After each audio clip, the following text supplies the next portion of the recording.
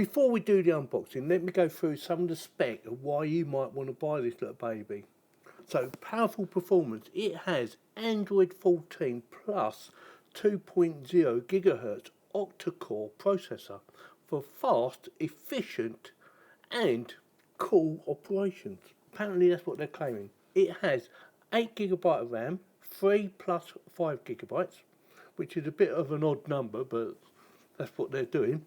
Plus it has 64GB of storage. Expandable, get this one, expandable up to 1TB for smooth multitasking and ample storage. Yes, 1TB. We're getting there, aren't we? It has a 10-inch 1280 by 800 screen with vivid colours, apparently, plus wide-fin L1 for HD streaming, so perfect for something like Netflix. It has advanced technology. Well, at the time of making this video, it has Wi-Fi 6 and Bluetooth 5.3 for ultra-fast, stable connections. Dual band support. That means it probably does 2.5 and 5 GHz Wi-Fi. Split screen functionality. That's new.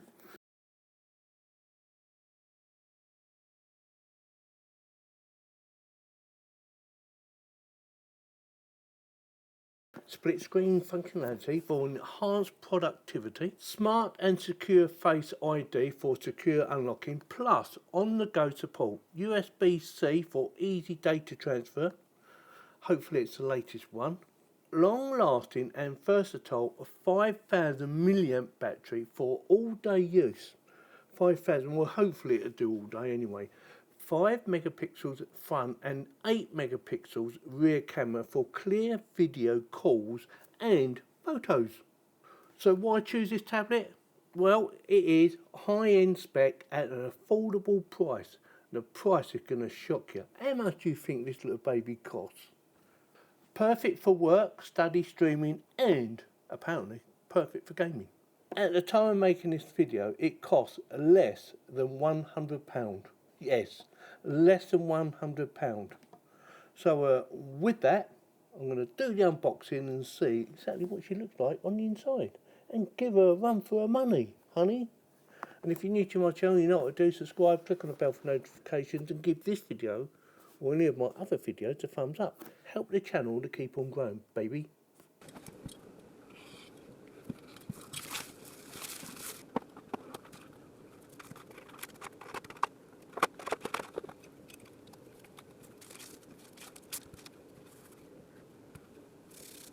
Let me quickly go through everything you get in the box and show you some of the functionality of the actual unit itself. So it comes with its own plug for the UK market, which is very handy. Like to see that. USB for charging, so it's a USB standard to USB Type-C connection for charging. Very good. Instructions, as you would expect. And this. And I thought, oh, what's that for? And that is for inserting or extracting your memory card that you put in. That I thought was a very good idea. And you can actually put it on a bit of string as well, or on a hook, whatever. Yeah, very well thought out. Now, before I show you the front, I want to show you the back, because although it has the 8 megapixel camera on the back, it also is a bubbly feel to it, which again, something I like, because there's nothing worse than a tablet slipping out your hands. But this one, it's got a nice little grip to it, and like I said, a little bubbly effect, which I quite like. Also, I like the way they've done the little cover over the top, so it shows you exactly where everything is. So we have 2 speakers at the bottom, we have the front camera at the very top, we have volume plus up and down on the side, there you go. We have reset, there's a little hole there for reset, so that would be for like factory defaults, resetting it back to original factory defaults. We also have a power on and off.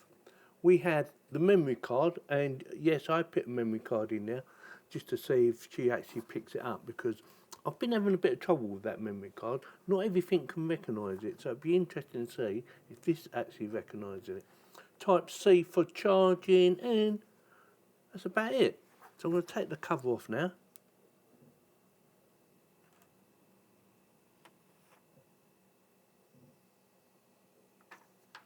Voila. And I'm going to start it up. Power on. Just hold it in for a few seconds as you would expect. And also says, by the way, if it doesn't start up, you may need to give it a bit of a charge first. Then they're recommending 2 hours. I haven't gave it a charge, so it started up. Brilliance, I missed that now.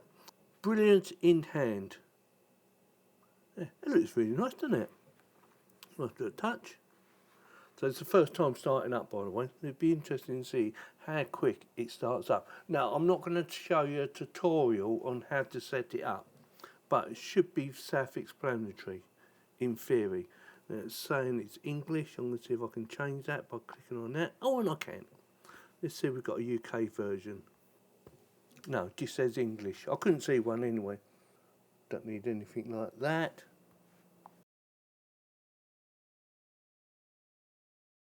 Right, so after I set it up, I thought, you need to see what the camera's like. So I've done some outdoor photography, as you can see, nice and clear, a little bit oversaturated, I thought, and I used the back camera mainly, but I did do one of the front camera, just so you can see what she looks like.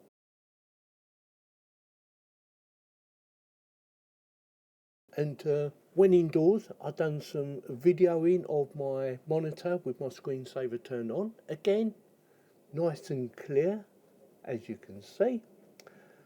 It is a little bit brighter than it's actually shown on the monitors, which is probably not a bad thing. Now, you have to bear in mind, I didn't do any adjustments. Again, this is outdoors. This is my little pond. There is some fish in there, believe it or not, but they keep hiding. I think they're a little bit on the shy side.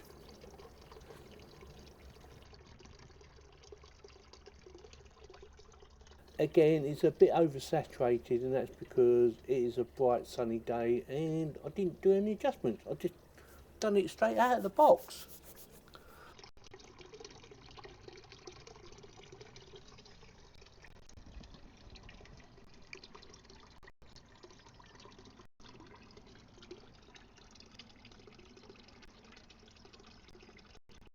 Some videoing or demo on YouTube. I thought this was lovely and clear, no issues with that whatsoever. Oh yeah, you can see one of my cameras reflecting onto the screen. That is one of the downsides of tablets. Their screens are very reflective and they do pick up a lot of stuff, especially fingerprints. But quality of video playback was, in my opinion, very good. Like I said, some of the darks would have been nice if they was a little bit darker, a bit more black if you like, especially on some of the colours. They was a little bit too bright for me, but I didn't do any adjustments, so I just done it straight out of the box.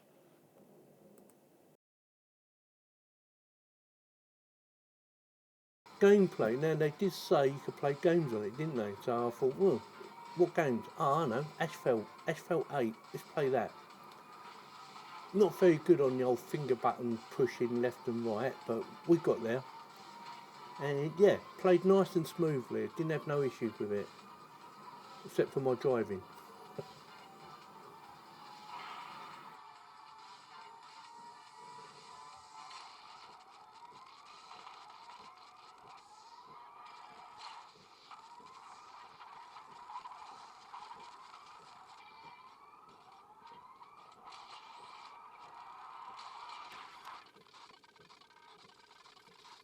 So normally when I get to this stage, I normally switch over to my facing camera and I normally switch over to my microphone that I'd have on here. But in this part of the video, for once, I am going to be using the actual tablet one. Now, I couldn't find any adjustment for adjusting the microphone because I've had to listen to it and it picks sound up really good, really clear. The only downside is it picks it up quite loud, so you have to go in post and down it or turn the volume down because it is just too loud. Now I've got it on a little stand, so you might see it wobbling about a little bit. I'm sorry about that. Now I've got it facing me backward facing, so it's on 8 megapixels. I did test it on 5 megapixels. Looks a bit grainy, so I thought I'd do the 8 megapixels. What do you think? Yeah, I thought it looked okay. It's not going to be brilliant, but what do you expect for less than £100? My Samsung cost over £200, and it's probably about the same as that, to be fair. Now this has the latest operating system on it at the time of making this video, which is Android 14, and it done an update, it done a firmware update as well, which was really good, so it's got the latest software installed. It did take a little bit of time installing all the software. It was less than half an hour. I didn't actually time it, but it was less than half an hour, and I copied everything from my phone straight onto there using their software, or using the Android software. Now it's got everything on it that you could think of that would be on Android, like Gemini, things like that. Obviously you've got the app stores, so you can go and download games. Games run very well. They start off a little bit laggy at the very beginning, that's because still uploading, and yeah, they work extremely well, in my opinion. I had no issues. Picture quality and video quality is, I wouldn't say it's brilliant, I'd just say it's okay. Now you can go into a setting called more, and for the photos you can adjust the ISO and white balance and some other bits, but I couldn't see how you could adjust the actual video settings for ISO unless it is done automatically when you go in there to adjust it for the actual photography. I wasn't sure about that one, but some of the things I do like, especially on the actual case itself, it's not so slippery as my Samsung. I know I mentioned Samsung quite a lot, but it's true, my Samsung is really slippery and it just wants to fall out your hand. Well, this thing's got these little bubbly effect on them, and it feels quite grippy, which I like, so you have less chance of dropping it. I mean, you have a better chance if you put it in a case, obviously, but you have less chance of dropping it on this one. The other thing I liked about this was my memory card. Now I said earlier about my memory card, my 1TB, wouldn't recognise it. It recognised it, but it said it was corrupted. So I got it to format it. I've done it twice actually, just to make sure. And guess what? I've got 1TB. So I've got my 1TB memory card actually in there right now. Did I tell you I've got face focus on? Yeah. Yeah, got an option to turn on face focus. So that is what's on right now, hopefully anyway, because I can't actually see any settings or what it's actually doing. Now I did try it on the other side, but it wasn't a good quality, a bit grainy.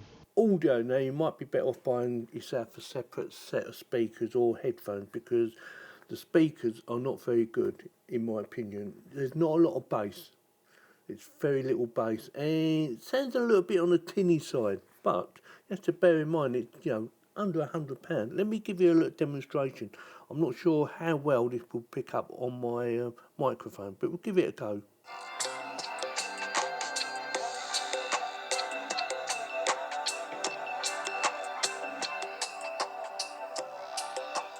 I mean, it's okay, don't get me wrong, it's bearable, but if you're looking for something, that's got really good speakers on it, this won't be for you. But you have to bear in mind, this is under £100.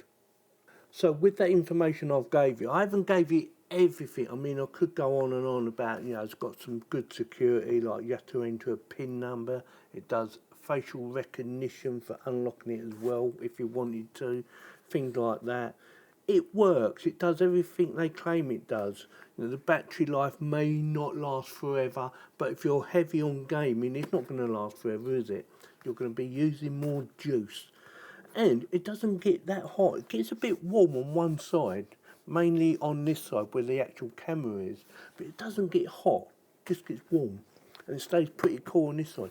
Like I said, it's not too slippery as my Samsung, because my Samsung goes, ooh, and it's gone. But this, I think they've done a nice job. I like the feel of it. I like where they put the buttons. They suit me down to a T. I don't have to keep searching. They're all on one side, which makes it really easy. The only thing I would say, maybe a good idea or bad idea, depending on the person, is I would have preferred the on-off button above the volume control button rather than underneath. But that's my personal choice. The screen is good. It looks nice and colourful, and it doesn't feel like it's going to break. And It's under £100. Well worth it. So with that in mind, linked in the video description as always, so check them out people. So if you're new to my channel, or even if you're not new to my channel, why haven't you subscribed? Help me out by subscribing, clicking on the bell for notification and giving this video the thumbs up. Thank you very much for watching. Yeah, give my thumbs up. Ching ching.